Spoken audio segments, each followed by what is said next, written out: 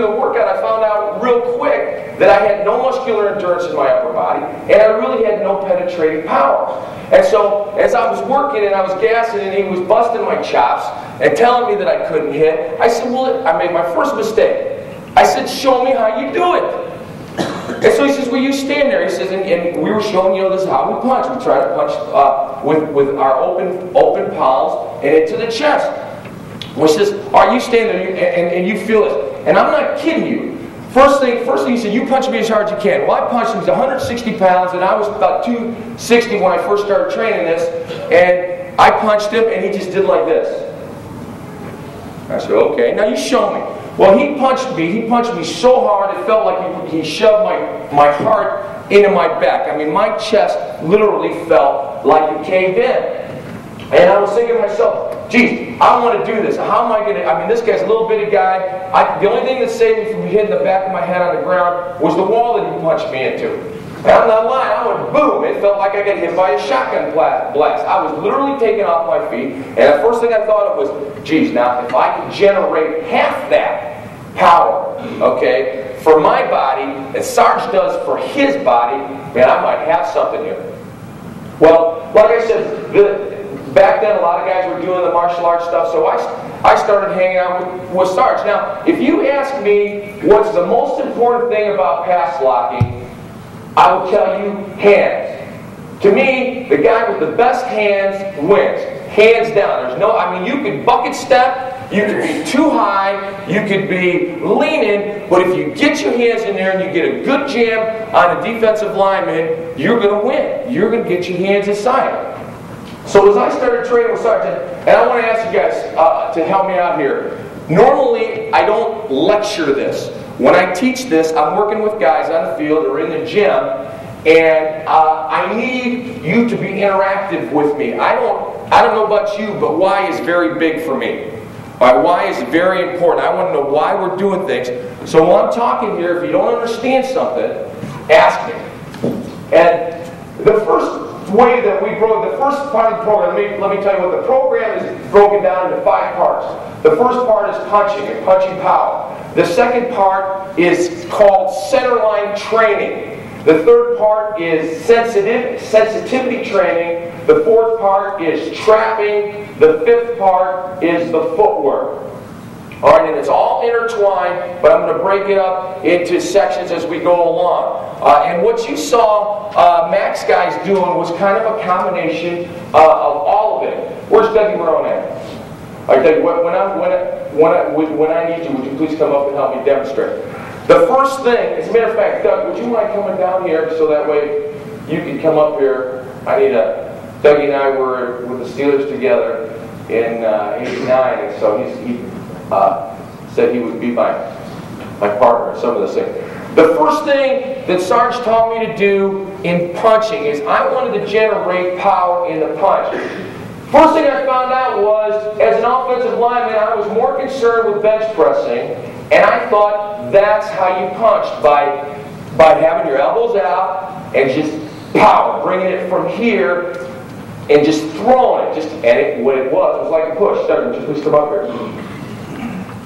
So when I first started punching, I would come out and I would punch, okay, and as you notice, I'm punching with a flat hand.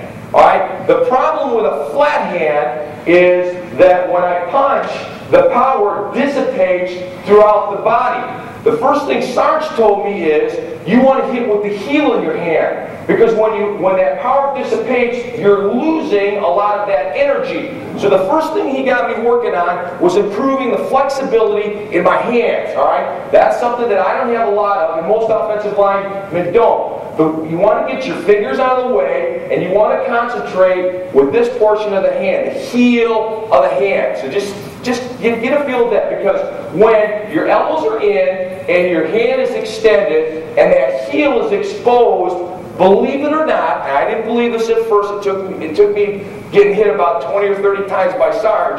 Now, I'm not the smartest guy in the world, so I figured out eventually that that is where the power comes from. So now, the first thing that I wanted to do was I wanted to really punch hard and with my hand, but I was getting no penetration. When I started punching with Sarge, I started using the heel of my hand. Now, I want you guys to, come on, let's come over here in the middle. When I hit, you see that there's, I really don't jack it, okay? When I hit with my hand, my elbows are out, I'm getting a dissipation. Now, I take that same punch, but I rotate my elbow in, and I put my fingers up, and now, when I hit him, there's a penetrating blow. You saw a little bit difference in his head. Now, his head doesn't really move here. When I hear that, the head snaps, all right? And so, if you ask Doug, did that feel different on two punches? Yes. All right. When you have it's like a knifing motion. When you hit the heel of your hand, you're penetrating, and my first thought was, well, hey guys, hey Sarge, they're wearing shoulder pads, he's got a breastplate, it's not going to penetrate. He goes, put the shoulder pads on. Like I said, I'm not too bright, I keep asking for punishment. Alright, and so he says, now you come pass rush me, and I'm telling you, you will feel this through a breastplate on a shoulder pad. It will penetrate even the shoulder pad. The next thing he taught me was that I was carrying my hands too low, okay? Most guys, and early in my career, I wanted to punch from right here. This is where I was most comfortable. Well, he said, Tunch, I think you'd be better off if you carried your hands a little higher. And I said, why? And he said, first of all, when your hands are lower, and as my career started to progress, the smart defensive linemen did not like getting their chest punched out, so they started going, okay, I want to work his hands. Now, who would you hold your hands up, please? Normal, like normal. When your hands are this low, all right, and I'm a defensive lineman, and I come in, and I don't know how much of you see in college or high school, but in the NFL, this is a very big move. Down. Okay, down. Getting the hand down. Now when your hands are that low, and I grab them, okay, now they're pinned in your chest, they're doing you no good at all. Sarge told me to pick my hands up and place them right about eye level. Would you please put them up about eye level? See now, if I come down and I pull his hand down, I'm actually pulling him into a better punching position with more power. You know, the low hands, you get knocked down, they're no good. You carry them a little bit higher, and all of a sudden now you knock them down, and they're right in position where you want to punch. The second thing he told me, the reason about that, is please keep your hands up again, is this is the way boxers train. Okay? If any of you guys have ever fought, boxers like to keep their hands, fundamentally, what boxers want to do is they want to keep their eye level over their hands. And it's kind of like playing a video game. If you go to the arcade and you play one of those space games where you're blowing up cities and other airplanes and stuff, what happens? You've got a couple of sights, you want to line the sights up with your target. Well, when you carry your hands a little higher and you're seeing over your fingertips, your hands are actually seeing. One of the things that Sarge used to say is, see with your hands. And when you're keeping your hands at this eye level, so now whatever movement I'm making, if I'm coming over with a club, or if I'm swimming, as you see the movement a little bit quicker because you're looking through your hands. Now I am still boring a hole in the chest of the man as far as what my initial aiming point is, but I'm looking over my hands, so I'm seeing his whole body, and I'm really seeing the square area, okay? The square area where whatever move, whether it's the club, whether it's the rip, or whether it's the bull rush, I am seeing that square area through my hands. So whatever comes at me, that's when I'm firing the punch. The other thing, put your hands up there. The other thing that Sarge told me was, you have to realize that the punch, the power of the punch is generated not from the upper body, not from the deltoids and the chest and the triceps, but to get real good penetration, it's got to be generated from the lats. Okay? It's got to be generated from lats. It's not from the hips where you're jumping on your feet, but it's generated from the lats. Please put your hands up once again. So, I want you to get your elbows in and your hands up. And also, here's another thing. You don't got to keep your hands by your side. One of the problems that I had early in my career is I wanted all my movements to be very grossly exaggerated. So I'm punching all the way over here, and then I was punching to a full extension. Well, Sarge said, that's garbage. That ain't going to help you any. He said, All you need to do is lock it, okay? So what you want to do is start with a bent arm about this much, and I don't know what that is in degrees, never was very good at math. And you want to extend maybe 2 to 3 inches, so you're coming here and you're coming out, but you're never extending to full extension. So let me show you now. Okay, so I'm coming in here. When he comes into the movement, I'm punching, and I'm not extending more than that. I'm starting out here, come again, boom, and I'm coming and I'm extending right back to the point. So it's an extension to not full extension. You don't ever want to go complete extension, because the further you get out, the more strength you lose. This is where you are strongest, most powerful, and most compact. That's when you get the most penetration in your punch. Key is getting your elbows. One thing that happens is when you start working this, the elbows, it's a real conditioning bear. I mean, when I work Jimmy's guys out, I mean, they were sucking some serious air. Guys are not used to doing endurance type punching, endurance movements with their upper bodies. They start gassing. But you know what? You don't realize, or I didn't realize that I didn't start doing it correctly till I was completely gassed. See, because my triceps, my biceps, and my delts are going to burn out way before my lats will, because they're smaller muscle groups. All right, and so one of the things that we start doing, we've got the hand placement a little bit higher, got the elbows in. What happens, the tendency is, when you start working in endurance, is the elbows want to drift out. The guys, their elbows, it just happens. And it's very important that you work on your flexibility, trying to get your elbows together, because most offensive linemen have these huge chests, and it's almost an impossibility for them. So we would work some drills. Hold on. What I'm going to show you is, if you have a shield or if you have a heavy bag, you can do this. I want you to hold it up to your chest. We would work, the thing that we needed to, that we were doing was, we were working on punching for endurance and punching for penetration and for power. The only way you can do this is rep it over and over and over and over again. So we can follow a simple formula going 15 seconds on, 15 seconds off, 15 for 3 sets, and then let the next guy do it, and keep going back and forth. And the initial part is just working. And now the best way to do this is to work it on not do it on a person, but do it. I don't want to do it on this wall. I don't know how secure it is. But if Dougie's, pretend this is held up against the wall. All right. So it's my turn. I'm up. I'm punching for 15 seconds as hard as fast as I can. All right. And I'm using. This will develop the muscular endurance, because once again, we want to be able to punch on the first play of the game, and we want to be able to punch on the last play of the game.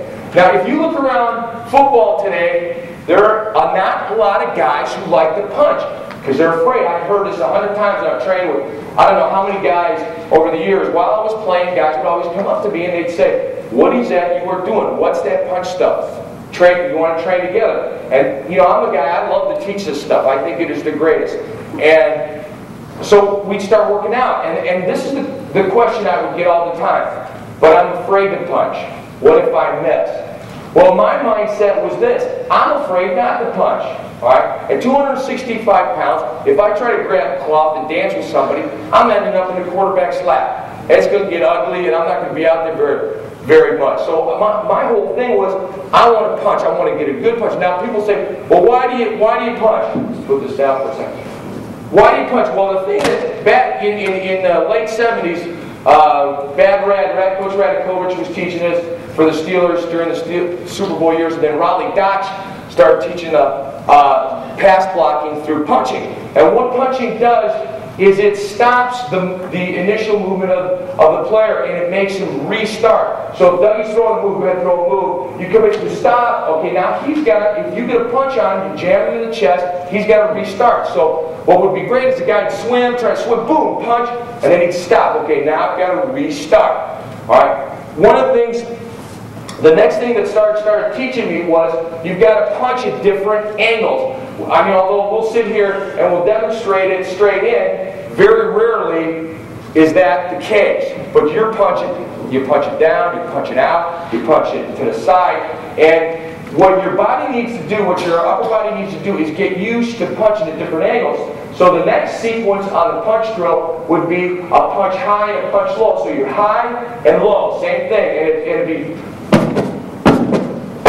all right, real quick and real sharp. Once again, concentrating on the lats. That's where you want to generate your power. Getting the good flexibility in your heel, your hands, that's where you're getting the penetration. All right? We get used to punching low and punching high. Then the next sequence in the punch drill would be punching opposite corners. All right? And that's, so let's get over here. So actually what I'm doing is I'm getting used to punching right hand high, left hand low. All right? And this is, once again, punching into different angles is what gives you the muscular endurance and just getting used to punching. One of the reasons, guys, another reason that a guy doesn't want to punch is because he's not used to punching. I mean, we would drill this over and over and over and over again. So now, the punching aspect of this is becomes second nature. It's just part of it. And so we would do the second sequence, the third sequence would be punching opposite corners, same thing, 15 seconds on, 15 seconds off, rest, let the next guy go. Then work in the opposite corners. Now, the next sequence in the punch drill would be it's like a double punch, but working opposite corners. So it's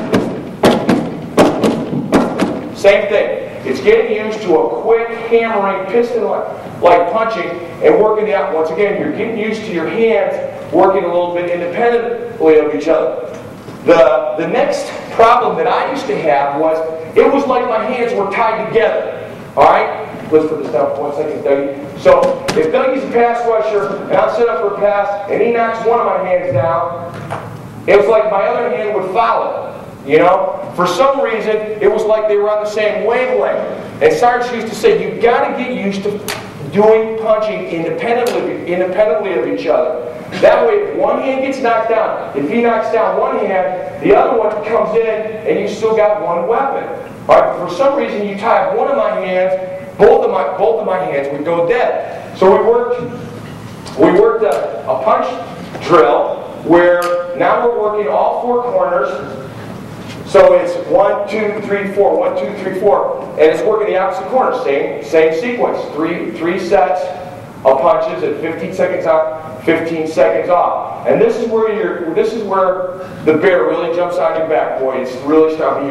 Your upper body is completely gassed, and you're sucking air. And something about independent punching is that when it's a whole different source of energy for an offensive tackle. Now, ideally, what I want to get is a good penetrating. I want to shock him. Sometimes, because you get a hand knocked down or whatever, say he knocks one of my hands down. All right.